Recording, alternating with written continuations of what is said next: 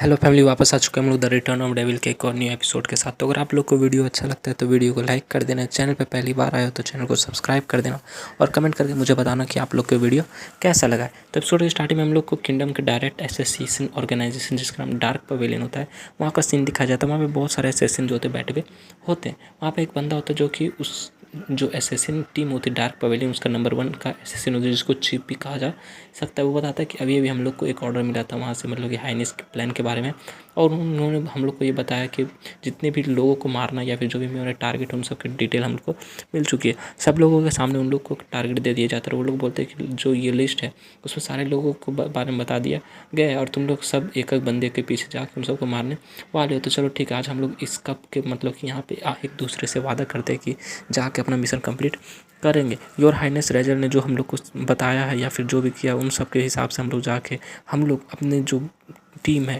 Dark pavilion, उसका नाम ऊंचा करेंगे और सबको जाके मार डालेंगे। साथ ही वहाँ पे जो हेड होता है वो 13 नंबर की यानी कि Z23 के पास आता है। बोलता है कि योर हाइनेस ने स्पेशली मुझसे ये कहा था तुमसे पूछने के लिए कि क्या तुम वो मतलब कि फिर से वो तो नहीं करने वाली जो कि पहले करके आई थी, मतलब कि मिशन में फेल हो गई थी। अगर तुम इस बार मिशन में फेल हो गई तो उसके बाद मुझे ब्लेम मत करना और तुम यहाँ पे वापस सेकेंडरी टोर नहीं पा पाओगी, यानी कि तुम अपने जान से हाथ गवा दोगी। वो बोलते हैं ठीक है, मैं आपकी बात को समझ गई हूँ। साथ ही हमें वापस से यू का सीन दिखाया जाता है, जहाँ पे वो जो होता है उस वर्ल्ड को तबाह करने के बाद खड़ा होता है। वहाँ पे जो थर्ड प्रिंस होता है बोलता है कि ये ड्रीम क्रिस्टल ये कितना ज़्यादा चमक रहा है, देखो यहाँ पे कितना ज़्यादा अच्छा माहौल बन चुका है। जेनी जो थी वो थर्ड प्रिंस से बोलती है कि यहाँ का जितने भी घोस्ट अप्रेंटिस थे वो सब अचानक से कहीं गायब हो गए। क्या इसका मतलब ये कि ब्रदर यू ने सब कुछ को मतलब कि शांत करा दिया, फिर जितने भी सिचुएशन था सबको हैंडल कर लिया। तभी वहाँ पे यू आ जाता, बोलता है कि वेल मुझे लगता है कि चीज़ें जो है वो फाइनली ख़त्म हो गई है और मुझे ये सब खत्म करने में थोड़ा ज़्यादा वक्त लग गया, लेकिन लकली यहाँ पे जितने बंदे थे सब लोग मुझे ठीक लग रहे। थर्ड प्रिंस बोलता है कि ब्रदर यू आप यहाँ पे आ गए। वहाँ पे एक और जो बंदा तो बोलता है कि मैंने कभी एक्सपेक्ट नहीं किया था कि आप सच में इस अंडरग्राउंड लेबिरिंथ को क्लियर कर दोगे, तो कि मैं किंग्स एम्पायर के बिहाफ में आपको बहुत बहुत शुक्रिया करना चाहता हूँ। ये बोलता है कि इन सब की कोई भी ज़रूरत नहीं है, ऐसे भी हम लोग ने इसके बारे में पहले भी एग्री कर लिया था ना, एग्रीमेंट हो गया था ना, क्योंकि मैंने तुम्हारा जो सॉल्यूशन था उसको पूरा कर दिया। तो अब तुम लोग की बारी कि तुम अपना प्रॉमिस मुझे निभाओ और उस बंदे को ढूंढ के ले आओ। बोलते हैं कि उस बंदे को ढूंढना कोई बड़ी बात नहीं है। बताता है कि उस बंदे का नाम काइल है और मैंने जहाँ तक गेस किया है तो उसके पास कोई ऐसा चीज़ है जिसको सोल क्रिस्टल कहा जा सकता है, जिसकी मदद से वो जो मतलब कि जितने भी बंदे उसके कॉन्टैक्ट में आते हैं उन सबको वो घोस्ट अप्रेंटिस बना सकता है। सारे बंदे बोलते क्या मामूली नॉर्मल लोगों को घोस्ट अप्रेंटिस ऐसा कैसे हो सकता है। थर्ड प्रिंस उससे बोलता है कि क्या इसका मतलब ये जितने भी घोस्ट अप्रेंटिस हम लोग को अंडरग्राउंड लाइब्रेरी में मिले थे उन सबको उसी ने किया था। ये बोलता है कि हाँ अधिकतर को तुम मान सकते हो कि एक्सपेरिमेंट प्रोडक्ट हो सकते हैं। थर्ड प्रिंस बोलता है कितना ज़्यादा डेंजरस पर्सन, मुझे तो मतलब इन सब के बारे में फादर को रिपोर्ट करना होगा अभी के अभी। रॉजर बोलता है चलिए ठीक है, हम लोग टेलीपोर्टेशन मैजिक को यूज करते वापस चले जाएंगे। थर्ड प्रिंस बोलता है कि ब्रदर यू सॉरी बट क्या आप ऐसा कर सकते हो। साथ ही हमें वापस से किंजर रॉयल पैलेस का सीन दिखाते हैं। वहाँ पे वो लोग टेलीपोर्टेशन एरिया का यूज करते हुए पहुँच जाते हैं। गार्ड जो होता है बोलता है थर्ड प्रिंस आप। थर्ड प्रिंस बोलते हैं कि हमारे फादर का है, मेरे पास एक अर्जेंट रिपोर्ट है, मुझे उनसे ज़्यादा की बात करनी होगी। गार्ड जो होता है अपने बाकी गार्ड से बोलता है कि इन सबको मार डालो। सारे बंदे काफ़ी ज़्यादा शौक हो जाते हैं कि अचानक से इसने ऐसा क्यों कह दिया। थर्ड प्रिंस बोलते हैं कि तुम्हें पता है कि तुम क्या करने वाले हो, क्या तुम यहाँ पे रिवेल करने वाले हो। वो गार्ड से बताता है क्योंकि जो अंडरग्राउंड लेबिरिंथ है वो अचानक से चेंज हो गया। हमारे मैजिस्ट्रेट ने यानी कि सेकंड प्रिंस ने ये ऑर्डर दिया कि जो भी वहाँ से आएगा या फिर वहाँ जाएगा उन सबको मार देना है, भले वो ह्यूमन हो या घोस्ट अप्रेंटिस। ये सुन के थर्ड एम्पायर काफ़ी ज़्यादा मतलब कि जो प्रिंस होता है काफ़ी ज़्यादा गुस्सा बोलता है रेचल वो कमीना वो ऐसा कैसे कर सकता है। ये बोलता है कि मुझे लगता है कि तुम्हारा रॉयल ब्रदर ने बहुत सारी चीज़ कर दी जब तक हम लोग यहाँ पे नहीं थे। बोलता है कि I am sorry mister you, पर मुझे लगता है कि यहाँ पे हम लोग को उस बंदे को जिसको आप ढूंढ रहे हो उसने ढूंढने में थोड़ा सा और वक्त लग सकेगा। ये बोलते हैं चलो मुझे ऐसे भी कोई भी जल्दी नहीं, तुम अपने फैमिली मैटर को पहले सुलझा लो, उसके बाद हम लोग उसको ढूंढ लेंगे। साथ ही बोलता है कि मैं वापस जा रहा हूँ लिंडा का सिचुएशन चेक करने, उसके बाद तुम लोग इस सिचुएशन को हैंडल कर लेना, मैं वापस आ जाऊँगा। थर्ड प्रिंस बोलता है कि ठीक है आप जा सकते हो, चूँकि हम लोग आपके इतना पावरफुल नहीं लेकिन फिर भी हम लोग इतने तो पावरफुल हैं क्योंकि हम लोग एक एजेंट की टीम है, हम लोग यहाँ पे इन सबको संभाल सकते हैं। छोटे मोटे सोल्जर से हम लोग को कुछ नहीं होने वाला। साथ ही वो अपने लोग अपनी एनर्जी को रिलीज़ करते हुए सोल्जर लोग से फाइट करना स्टार्ट कर देते हैं। वहाँ पे दिखाते हैं एशियन भी काफ़ी ज़्यादा खुश होता है, बोलते हैं कि फाइनली मेरे पास वेपन आ गया जिसको मैं कंट्रोल कर सकता हूँ, क्योंकि गार्ड के जो स्वॉर्ड होते हैं उन सबको वो कंट्रोल कर सकता है। थर्ड प्रिंस बोलता है कि चलो हम लोग को अंदर जाके फादर से मिलना होगा। वो लोग बोलते हैं यस सर, और वो लोग फिर वहाँ से उन सब गार्ड को निपटाने के बाद अंदर चले जाते हैं। ये बोलता है कि मुझे लगता है कि इन लोग के साथ कोई मसला नहीं होना, कोई प्रॉब्लम नहीं होने वाला, तो मैं यहाँ से चलता हूँ। साथ ही वो वापस से वहाँ चला जाता है जहाँ पे लिंडा होती है। वो वापस जाता है, बोलता है लिंडा मैं वापस आ गया, लेकिन वो देखते लिंडा वहाँ नहीं है, तो बोलते हैं कि ये तो यहाँ है ही नहीं। साथ ही वहाँ पे उसे पेपर मिलता है, एक पेपर वहाँ पे देखते हैं तो उसमें कुछ लिखा होता है नॉर्थन कुछ इस तरह करके एड्रेस लिखा होता है स्ट्रीट का। तो बोलता है कि ये क्या लिंडा को फिर से किसी ने किडनैप कर लिया। साथ ही वहाँ पे उस जगह का सीन दिखाते हैं जहाँ पे उसे आने के बोला गया था, नंबर 32 नॉर्थ स्ट्रीट। वहाँ पे दिखाते हैं घर के अंदर लिंडा को कैद करके उस किडनैपर ने रखा हुआ होता है। वो बोलता है कि ऑब्वियसली मैंने तुम्हें यहाँ से जाने के लिए कहा था और तुम्हें वार्निंग भी दी थी कि इस कंट्री को छोड़ के चले जाओ, लेकिन अब तुम चूंकि यहाँ से नहीं गए तो उसके बाद मुझे ब्लेम मत करना। साथ ही वो अपने हाथ में नाइफ निकालती है और लिंडा की तरफ बढ़ने लगती है। लिंडा काफ़ी ज़्यादा घबरा जाती है, लेकिन नेक्स्ट सीन हम लोग दिखाते हैं यूज होता है, फाइनली उस जगह पे पहुंच जाता है। बोलता है यही तो नंबर 32 स्ट्रीट नॉर्थ स्ट्रीट, क्या यही सी बात वो कर रही थी। साथ ही वो उस रूम में चला जाता है जहाँ पे उसने लिंडा को पकड़ के रखा होता है। दिखाते लिंडा के साथ वहाँ पे लैन भी होता है। वो बोलता है कि लिंडा लैन, तभी उसकी तरफ दिखाते नाइफ जो होता है उड़ता है वो आता है, लेकिन यूज होता है अपने हाथ से अपने 2 उंगली को यूज करते हुए उस नाइफ को पकड़ लेता है, लेकिन तभी उस नाइफ के पीछे कुछ बंधा हुआ होता है। वो दिखाते वो ब्लास्ट होता है, वहाँ पे काफ़ी ज़्यादा धुआं धुआं हो जाता है और उस धुएं के अंदर से जो यू होता है खास रहा होता है, लेकिन वो जो एसेसन होता है वो आगे की तरफ बढ़ता है अपने नाइफ को लेकर और उस धुएं में यू को मारने के लिए चला जाता है। लेकिन तभी वो काफ़ी ज़्यादा शॉक हो जाता है क्योंकि उस धुएं में उसे यू नहीं मिलता। यू उसके पीछे आ जाता है, बोलता है कि मुझे लगता है कि ये जो एनेस्थेसिया का गैस तुम यूज कर रहे हो इसका स्मेल काफ़ी ज़्यादा बुरा है, मुझे तो ये पसंद नहीं आया। साथ ही वो जो किलर होता है उसको दोनों डैगर को हाथ को पकड़ लेता है। बोलता है कि सबसे पहले मुझे तुम्हारा फेस देखना है, चलो ये दिखा भी दो। लेकिन वो जैसे उसका मास्क हटाता है वो लड़की जो होती है पीछे की तरफ भाग के खड़ी हो जाती है। वो लड़की वही होती है जिसको यू ने थोड़े दिन पहले पकड़ा होता है। बोलता है कि तुम्हारा चेहरा तो कुछ जाना पहचाना लग रहा है, मुझे लगता है तुमने को मैंने कहीं देखा है। साथ ही बताता है तुम तो वो ऐसे हो ना जिसने लिंडा को कुछ टाइम पहले किडनैप किया था और उसको उस अंडरग्राउंड लैब में छोड़ दिया था। वो लिंडा के पास चली जाती है, बोलती है कि यहीं पे रुक जा, अब आगे मत आने की कोशिश करना, अगर तुम एक कदम आगे बढ़ाओगे तो मैं इस लड़की को यानी कि लिंडा को मार डालूंगा। ये बोलता है कि वो चूँकि मैं यहाँ पे आ चुका हूँ और मुझे नहीं लगता कि यहाँ पे कुछ तुम्हारा मर्डर ऑरा निकल रहा है, यानी कि तुम इसको नहीं मारना चाहती। तुम्हारा पर्पस जो बस यहाँ पे इसको फंसा कर रखना ताकि मैं यहाँ पे आ जाऊँ, लेकिन अब चूँकि मैं यहाँ पे आ गया तो एग्जैक्टली बताओ कि तुम मेरे से या मिस लिंडा के साथ क्या करना चाहती हो। बोलती है कि मैं तुम्हें और इस वुमेन को मारना ही मेरा मिशन था और मैं ये कंप्लीट करके रहूँगी। ये बोलते हैं कि अच्छा तुम्हें अगर इसे मारना ही होता तो तुम अभी तक मेरा वेट नहीं करती, तुम इसे मार चुकी होती।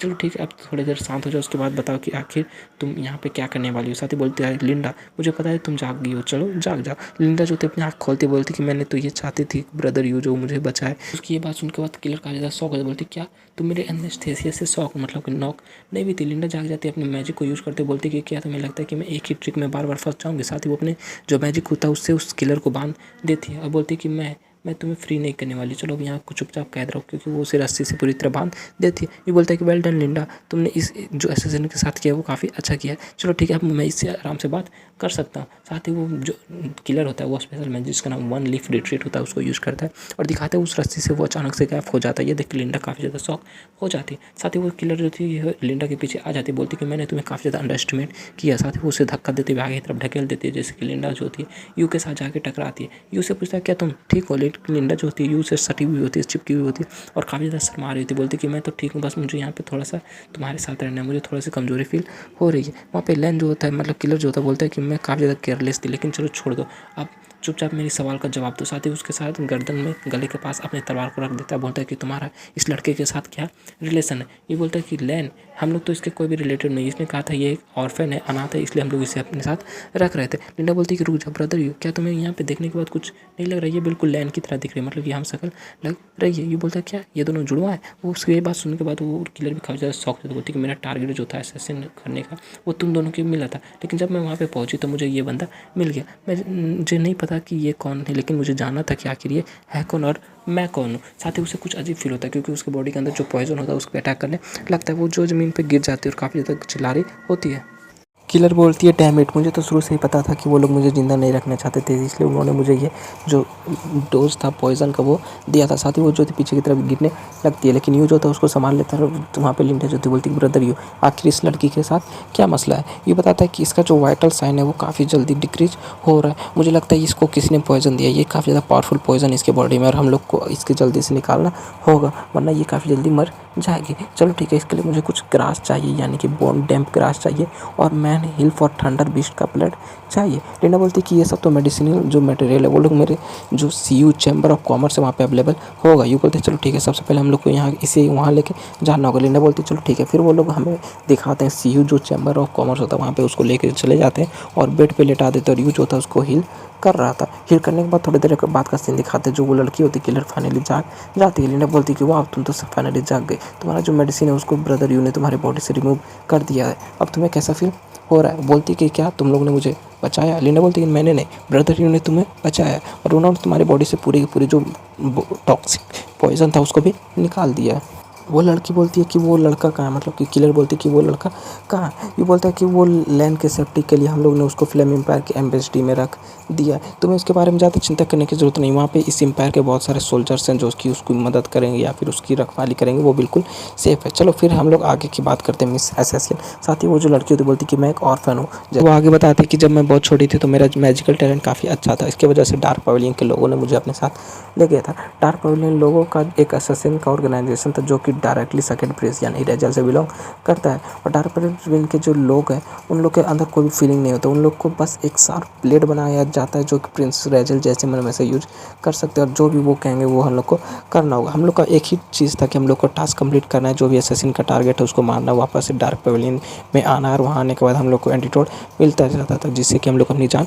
बचा सकते थे, क्योंकि हर मिशन में जाने से पहले हम लोग को पॉइजन दिया जाता था और मिशन कंप्लीट करने के बाद एंटीडोट मिल जाता था। साथ ही वो बताती है कि जब मैं उस लड़के से मिली थी तो मुझे पता नहीं था कि वो एक ऑर्फन है, लेकिन तुम लोग ने जब मुझे बताया कि वो ऑर्फन है उसके बाद मुझे विश्वास हो गया कि मेरा एक छोटा भाई और मैं इस दुनिया में अकेले नहीं हूँ, अब मेरे पास भी एक फैमिली होगी। लेकिन मैं एक एसेसियन हूँ जो कि डार्क पवेलियन से बिलोंग करती है और मैंने अपनी जो आधी ज़िंदगी है वो बस लोगों को मारने में मिटा दिया। मेरे हाथ जो है खून से रंगे हुए और मैंने बस पाप किए। अब मैं उसको कैसे फेस करूँगी? क्या वो मुझे पहचानेगा? क्या वो मुझे अपनी बहन मानेगा? यू और लिंडा का ज़्यादा शौक हो जाता है। लिंडा यू से बोलती है कि कुछ तो करना होगा, लेकिन यू जो होता है आगे जाता है और लैंड को अपने गले से लगा लेता है और बोलता है कि हर कोई के पास एक राइट चॉइस होता है अपने लाइफ को चूज़ करने का। वैसे भी काफ़ी ज़्यादा लेट नहीं हुआ, तुम फिर से स्टार्ट कर सकती हो, क्यों ना तुम खुद को चेंज कर दो। बोलती क्या मैं खुद को चेंज कर सकती हूँ? क्या मेरे पास इतना चांस है? मेरे पास इतना ज़्यादा मौका होने वाला है? ये बोलते कि ऑफ कोर्स तुम ये कर सकती हो, लेकिन वो जो होती है काफ़ी ज़्यादा इमोशनल हो जाती है और रोना स्टार्ट कर देती। नेक्स्ट सीन हम लोग को एक अजीब से टावर का दिखाया जाता है। वहाँ पे टावर के पास एक रूम होता है, मतलब कमरा होता है, उस कमरे के अंदर दिखाता है कि बंदा होता है जो बोलता है प्रिंस रेजल यानी सेकंड प्रिंस जो है रेजल, वो काफ़ी ज़्यादा पागल हो गया। वो ऐसे कैसे ऐसे कर रहा है, मतलब कि किंगडम में जितने भी खास लोग हैं उन सबको मरवा रहा है। आखिर वो ऐसा क्यों कर रहा है हम लोग को भी नहीं पता। साथ ही वहाँ पे एक और बंदा होता है, बोलता है कि बेसिकली हम लोग जो डार्क पवेलियन जो भी बुरा काम करता है उसको करने से रोकते हैं और लोगों की प्रोटेक्शन करते हैं। लेकिन यहाँ पे तो बहुत सारे मिलिट्री और पॉलिटिकल पर्सनल जो है किंगडम के उन सबको मार दिया गया है। एक और बंदा होता है, बोलता है कि फॉर्चुनेटली हम लोग को ये न्यूज़ मिल गया था पहले से, इसलिए हम लोग जो किंग्स किंगडम के बहुत सारे कैबिनेट के मिनिस्टर हैं उन सबको बचा सके, नहीं तो आज की रात तो पूरा किंग्स किंगडम का जो कैबिनेट है वो खत्म हो जाता है। एक और बंदा जो होता है बोलता है कि हम लोग इस रेजल को और उस बंदे यानी काइल को इस तरह अपने प्लान को कामयाब करते हुए नहीं देख सकते। हम लोग को फाइट करना होगा, भले वो घोस्ट अप्रेंटिस हो या फिर कुछ भी हो, लेकिन हम लोग अपने पावर के साथ, अपना जो करंट पावर है उसके साथ कुछ नहीं कर सकते। वहाँ पे फाइनली हम लोग को मिस्किर को दिखाते हैं। मिस्किर बोलती है कि फाइनली मैं यहाँ जितनी जो सिचुएशन है उन सबको समझ चुकी हूँ, अब मैं पर्सनली तौर पर तुम्हारा मदद करने वाली हूँ, लेकिन इसके बदले में तुम लोग मुझे वो बंदा हैंड ओवर करोगे, यानी काइल मेरे हाथ में पड़ेगा और तुम लोग की मैं मदद करने वाली हूँ। इसी के साथ जो ये एपिसोड होता है, ये एपिसोड यहाँ पे कंप्लीट हो जाता है। नेक्स्ट एपिसोड में हम लोग देखेंगे कि आगे की कहानी क्या होती है। तो अगर आप लोग को एक्सप्लेनेशन अच्छा लगा तो वीडियो को लाइक कर देना, चैनल पर पहली बार आए हो तो चैनल को सब्सक्राइब कर देना। मिलते हैं नेक्स्ट वीडियो के साथ, तब तक के लिए bye bye, stay happy, spread love.